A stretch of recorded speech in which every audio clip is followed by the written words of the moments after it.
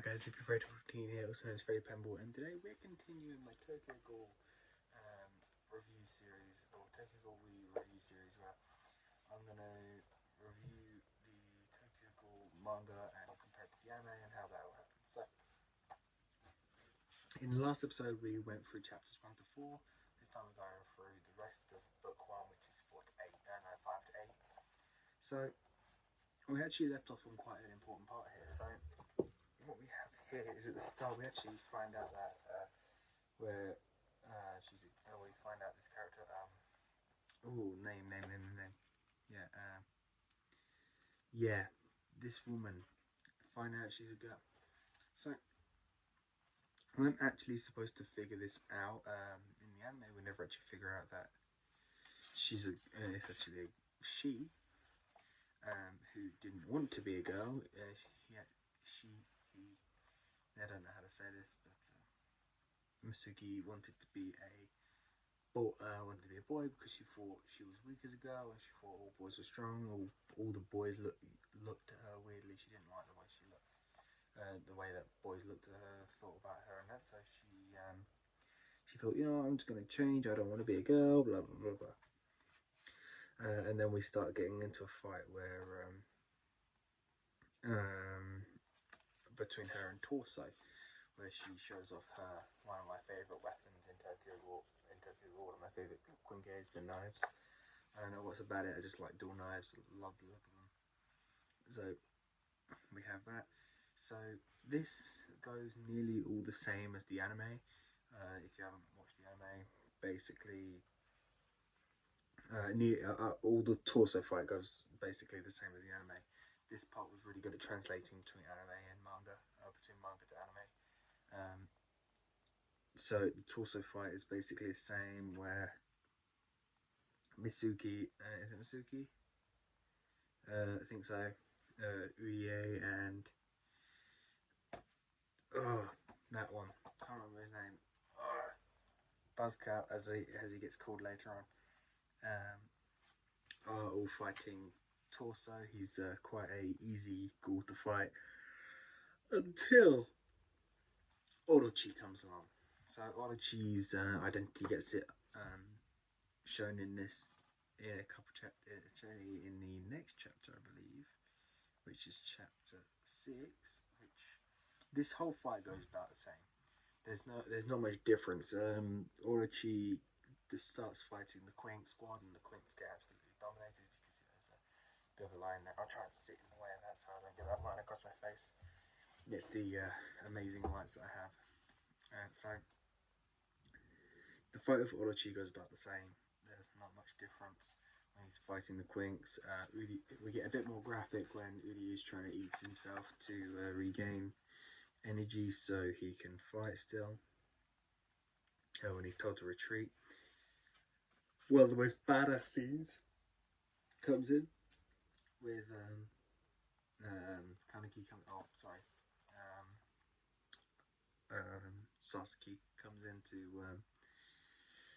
defend these lot. So the fight goes on. The fight is way more graphic, obviously. This didn't get as much censorship as the anime did, which is quite good in my opinion. I like that there isn't much. I like to see how brutal Suishida was intending on making this. And this scene where he's getting beaten and the old Kaneki is starting to show himself really hits harder in the manga than it does in the anime. It really, really hits harder. And then the part where he says, I won't let you swallow me up. He says, where is it? I gotta try and find it. Yeah, Investigator Mado, Investigator Arima, give me courage, and then he does the.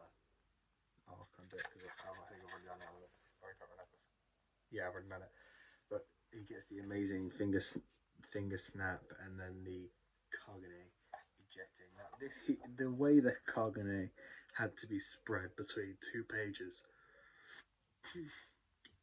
And the art just looks amazing. I really do enjoy it.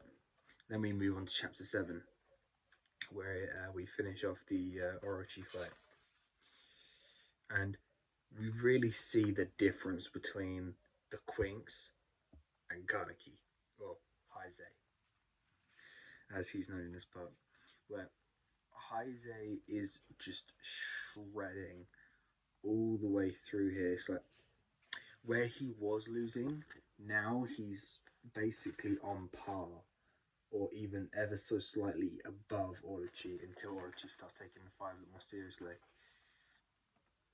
And then we see the like 15 kicks to the chest Kaneki, who just gets absolutely pummeled because Orochi thinks, oh, you know, I might actually die here if I don't keep going. We actually see his healing factor kicking in as well.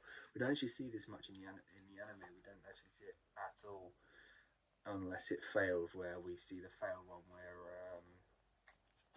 what's his name? Yeah, this guy. This one here, when he actually dies, he you see his whole try and heal before it doesn't work. So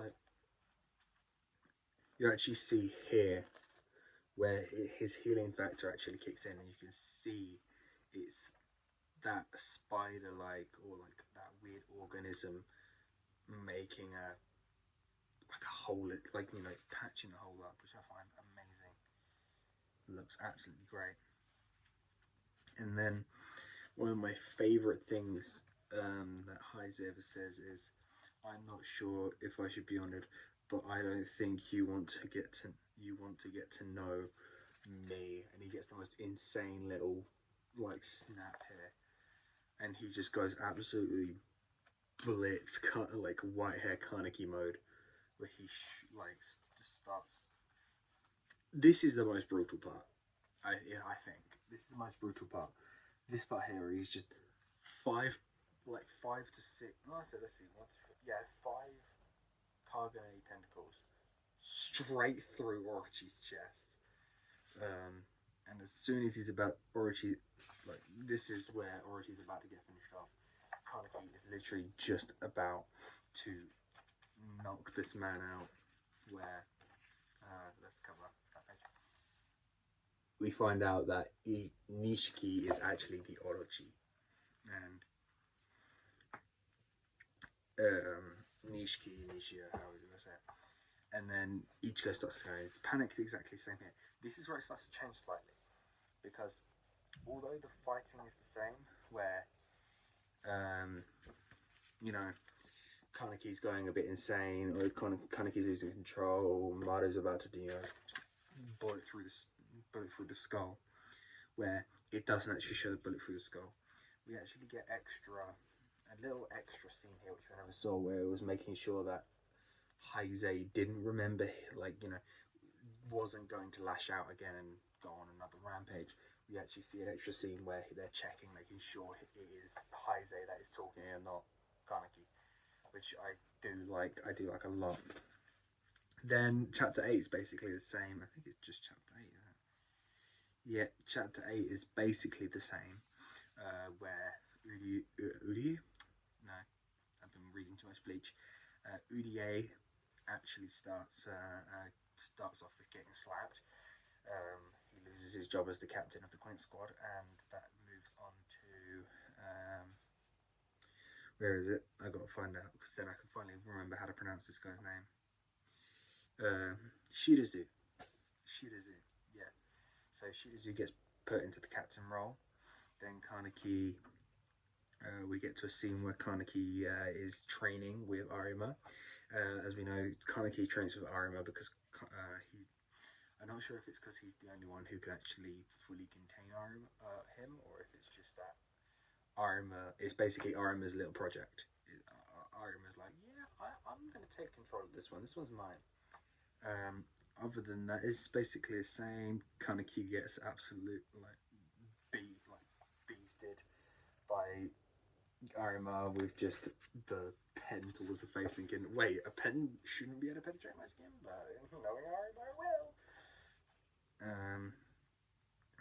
We get a bit of an update on stuff.